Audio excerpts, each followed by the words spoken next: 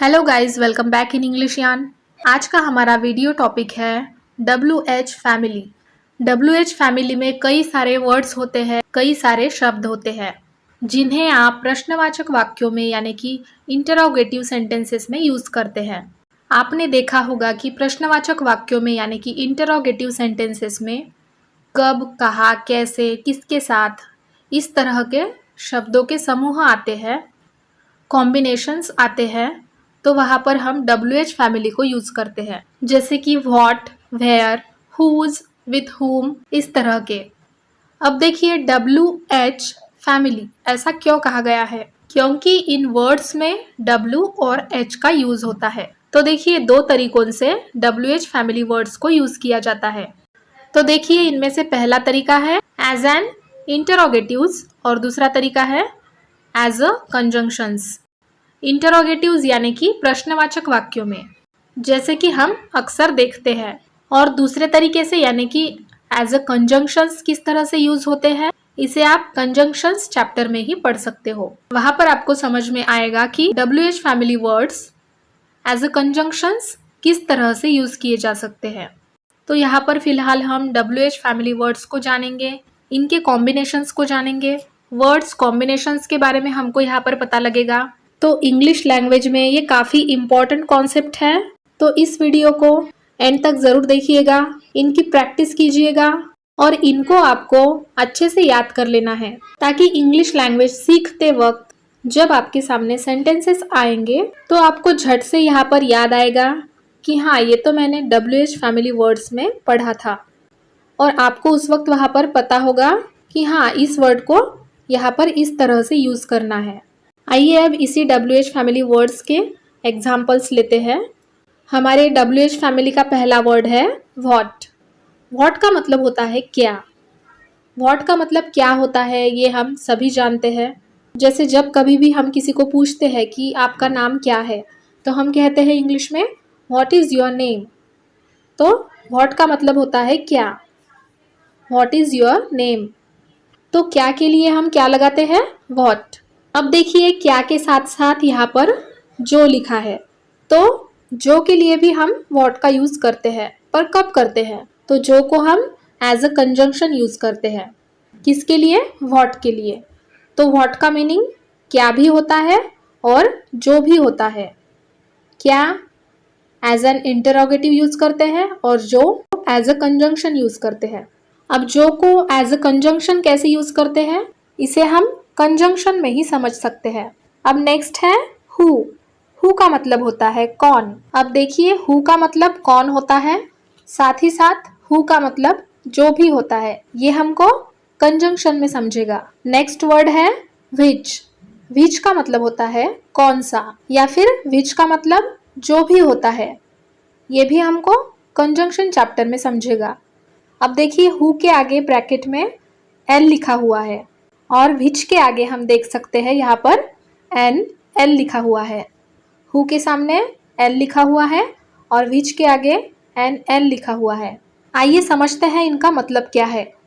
L का मतलब होता है लिविंग, लिविंग यानी कि सजीव, लिविंग थिंग के लिए। और एन एल मतलब कि निर्जीव यानी कि नॉन लिविंग। तो यहाँ पर इसका सीधा सा मतलब है सजीव के आगे हु लगेगा और निर्जीव के आगे यानी कि नॉन लिविंग के आगे विच लगेगा। इसी तरह से नेक्स्ट वर्ड है हुज। हुज का मतलब होता है किसका या फिर जिसका। नेक्स्ट है ऑफ विच। ऑफ विच, इसका भी मतलब होता है किसका या फिर जिसका। किसका को हम एज एन इंटरोगेटिव यूज करते हैं और जिसका को हम एज अ कंजंक्शन यूज करते हैं। आपको बस इनको याद करना है, इनको अच्छे से लर्न कर लेना है, ताकि किसी ने रात को भी आपसे उठकर इनके बारे में पूछा तो आपको इनके मतलब याद होने चाहिए। आपको इनको अच्छे से इसीलिए याद करना है क्योंकि जब भी आप इंग्लिश को पढ़ोगे या लिखोगे तो आपके सामने कई सारे सेंटेंसेस आएंगे, जिनमें से इनमें से कई सारे वर्ड्स आपके सामने होंगे। तो आप इनकी अभी से प्रैक्टिस करना शुरू कर दोगे तो आपको भविष्य में कभी भी कोई भी दिक्कत नहीं होगी। आपको हमेशा पता होगा कि कहाँ पर विच लगना है, कहाँ पर व्हाट लगना है, कहाँ पर हुज लगना है और कहाँ पर ऑफ विच लगना है। तो फिलहाल आपको बस इनको अच्छे से याद कर लेना है। नेक्स्ट है वेयर। वेयर का मतलब होता है कहाँ या फिर जहाँ। जैसे कि फॉर एग्जाम्पल हम कई बार कहते हैं तुम कहाँ हो, तो यहाँ पर हम वेयर को यूज करते हैं। तो तुम कहाँ हो इसे हम कैसे कहते हैं? Where are you. Where are you, तुम कहाँ हो। देखते हैं नेक्स्ट वर्ड हुम। हुम का मतलब होता है किसे, जिसे, किसको या फिर जिसको। नेक्स्ट है फ्रॉम वेयर। फ्रॉम वेयर इसका मतलब होता है कहाँ से या फिर जहाँ से। Next for what. For what किस लिए, जिस लिए। उसी तरह से व्हाट फॉर इसका भी मतलब होता है किस लिए या फिर जिस लिए। किस लिए के लिए फॉर व्हाट और व्हाट फॉर इन दोनों का यूज किया जाता है। उसी तरह से जिस लिए के भी लिए फॉर व्हाट और व्हाट फॉर इन दोनों का यूज किया जाता है एज अ कंजंक्शन। नेक्स्ट है सिंस व्हेन। सिंस व्हेन का मतलब होता है कब से, यानी कि निश्चित समय से, यानी कि एग्जैक्ट टाइम से। अगर हमें किसी को एग्जैक्ट टाइम के बारे में पूछना है तो तब हम सिंस व्हेन का यूज करते हैं। और जब अवधि के बारे में पूछा जाता है तो उस वक्त हम फॉर हाउ लॉन्ग इसका यूज करते हैं। अब देखिए सिंस व्हेन और फॉर हाउ लॉन्ग इन दोनों का मतलब होता है कब से, और साथ साथ फ्रॉम व्हेन इसका भी मतलब होता है कब से। देखिए अब यहाँ पर आपको समझना है कि भले ही इन तीनों के मीनिंग जो है वो सेम है, पर ड्यूरेशन के हिसाब से इनके मीनिंग जो है, इनके अर्थ चेंज होते जाते हैं। तो उस हिसाब से इनको यूज करना होता है। जैसे फॉर एग्जाम्पल अगर मुझे निश्चित समय के बारे में पूछना है तो वहां पर मैं सिंस व्हेन को यूज करूंगी। तो सिंस व्हेन के बारे में जब पूछा जाएगा सवाल तो इसका रिप्लाई भी यानी कि इसका आंसर भी हमको निश्चित ही देना पड़ेगा, यानी कि एकदम एग्जैक्ट आंसर हमको देना होगा। जैसे मान लो मैं आपसे पूछ रही हूँ कि since when have you been reading this newspaper, यानी कि आप कब से इस अखबार को पढ़ रहे हो। Since when have you been reading this newspaper, तो हमको इसका आंसर भी निश्चित समय के हिसाब से ही देना होगा। तो इसके रिप्लाई में हम कहेंगे सिंस 2 o'clock, यानी कि 2 बजे से। और इसके उल्टा अगर मैं आपसे पूछूं कि for how long have you been reading this newspaper, तो इसका मतलब तो सेम है, सेंटेंस जो है वो सेम है कि आप कब से न्यूज़पेपर पढ़ रहे हो। पर आप देख सकते हो यहाँ पर एक चीज़ का फ़र्क है, वो ये है कि मैं आपसे यहाँ पर निश्चित समय के बारे में नहीं बल्कि निश्चित अवधि के बारे में पूछ रही हूँ, यानी कि समय के अवधि के बारे में पूछ रही हूँ, ड्यूरेशन के बारे में पूछ रही हूँ। तो इसके आंसर में आप कहेंगे, मान लीजिए आप 2 बजे से पढ़ रहे हो और अब अगर 3 बज रहे हैं तो 2 बजे से लेकर 3 बजे तक कितना घंटा हुआ? 1 घंटा। तो हम इसके आंसर में कहेंगे for an hour. For an hour यानी कि 1 घंटे से, मैं 1 घंटे से अखबार पढ़ रहा हूँ। यानी कि 2 सेम सेंटेंसेस को आपने 2 अलग अलग तरीकों से आंसर किया है, क्योंकि मैंने 2 अलग अलग तरीकों से यहाँ पर क्वेश्चन किया है। पहले में मैंने पूछा since when have you been reading this newspaper, आपने कहा सिंस 2 o'clock यानी कि 2 बजे से। फिर मैंने दूसरा क्वेश्चन किया, दूसरे वाले में मैंने पूछा for how long have you been reading this newspaper, तो आपने यहाँ पर क्या कहा? आपने कहा for an hour. For an hour यानी कि 1 घंटे से। तो गाइज यहाँ पर ये फ़र्क होता है कब से के सेंस में, किन के बीच में? सिंस व्हेन और फॉर हाउ लॉन्ग इनके बीच में।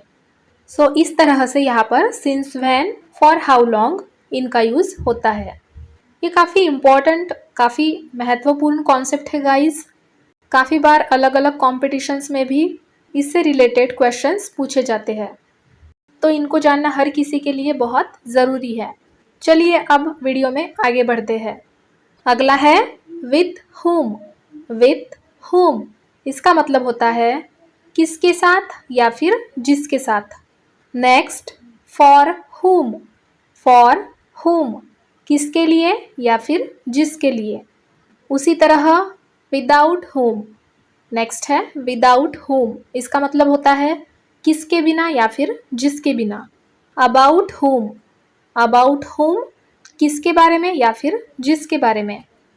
बाय whom, किसके द्वारा या फिर जिसके द्वारा। नेक्स्ट टूवर्ड्स whom, किसके तरफ या फिर जिसके तरफ। नेक्स्ट वर्ड इज हाउ का मतलब होता है कैसे या फिर जैसे। अंटिल व्हेन, कब तक या फिर जब तक।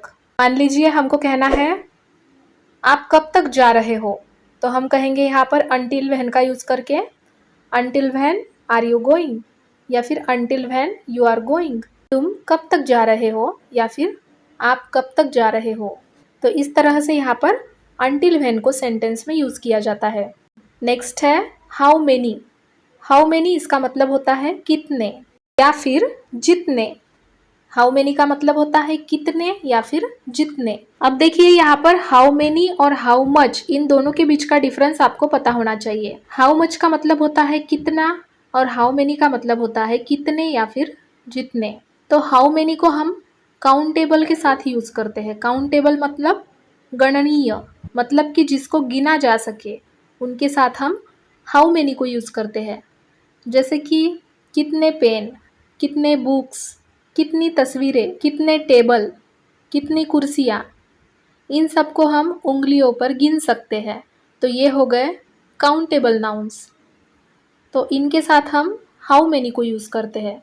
जैसे कि एक कुर्सी, दो कुर्सी, एक बुक, दो बुक, तीन बुक, चार बुक, एक पेन, दो पेन, ये सब काउंटेबल नाउन्स है। तो इनके साथ हम हाउ मेनी को यूज़ करते हैं क्वेश्चंस पूछते टाइम।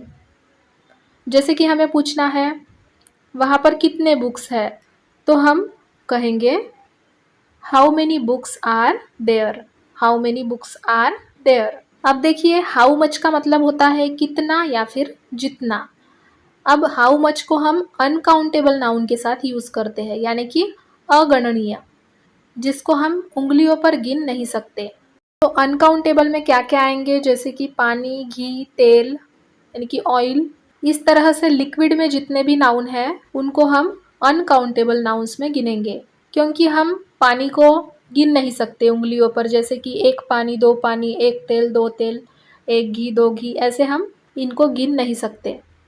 तो ये हो गए हमारे अगणनीय यानी कि अनकाउंटेबल नाउन्स। तो इनके साथ हम हाउ मच का यूज़ करते हैं। हाउ मेनी को हम काउंटेबल के साथ यूज़ करते हैं जिन्हें गिना जा सकता है, और हाउ मच को हम अनकाउंटेबल के साथ यूज़ करेंगे जिनको हम गिन नहीं सकते। हाउ मच के लिए एग्जाम्पल देखते हैं। जैसे कि हमें कहना है बॉटल में कितना पानी है। एग्जाम्पल के लिए देखते हैं कि बॉटल में कितना पानी है, तो पानी को अब हम गिन नहीं सकते। तो यहाँ पर हमको हाउ मच से क्वेश्चन करना है, तो हम कैसे कहेंगे how much water is there in the bottle, how much water is there in the bottle. इस तरह से हमको हाउ मेनी को काउंटेबल के साथ और हाउ मच को अनकाउंटेबल के साथ यूज करना होता है। इन दोनों में आपको कंफ्यूज बिल्कुल भी नहीं होना है, बहुत सिंपल सी चीज है। नेक्स्ट है हाउ क्यूट। हाउ क्यूट इसका मतलब होता है कितनी प्यारी। अगर हमें कहना है कितनी प्यारी तो हम कहेंगे हाउ क्यूट। नेक्स्ट है हाउ फार। हाउ फार, फार का मतलब होता है दूर, तो इसे कहेंगे हाउ फार को कहेंगे कितना दूर। हाउ गुड, हाउ गुड यानी कि कितना अच्छा। उसी तरह से नेक्स्ट है हाउ लॉन्ग। हाउ लॉन्ग कितना लंबा। हाउ सून यानी कि कितना जल्दी। उसके बाद अगला है हाउ ओल्ड। हाउ ओल्ड, इसके दो मतलब होते हैं, एक है कितना पुराना और दूसरा है कितना बड़ा, यानी कि बड़ा इन द सेंस उम्र में। तो हाउ ओल्ड के दो मतलब है, पहला है कितना पुराना हाउ ओल्ड, और दूसरा है कितना बड़ा उम्र में, यानी कि कितना बड़ा उम्र के लिए यहाँ पे कहेंगे। नेक्स्ट है वॉट एवर। वॉट एवर इसको कहते हैं जो कुछ भी, जो कुछ भी। उसके बाद है व्हाटसोएवर, इसका भी मतलब होता है जो कुछ भी। देखिए इन दोनों के बीच में भले ही सो आया हो, लेकिन इन दोनों का मीनिंग जो है वो सेम है। व्हाटएवर कहो या व्हाटसोएवर, दोनों के भी मीनिंग सेम है। नेक्स्ट है हुएवर। हुएवर का मतलब होता है जो कोई भी। उसी तरह हुसोएवर, इसका भी मतलब होता है जो कोई भी। नेक्स्ट है विच एवर। विच एवर, इसका भी मतलब होता है जो कुछ भी। इसी तरह विच सोएवर, जो कुछ भी। इसके बाद नेक्स्ट है व्हेन एवर।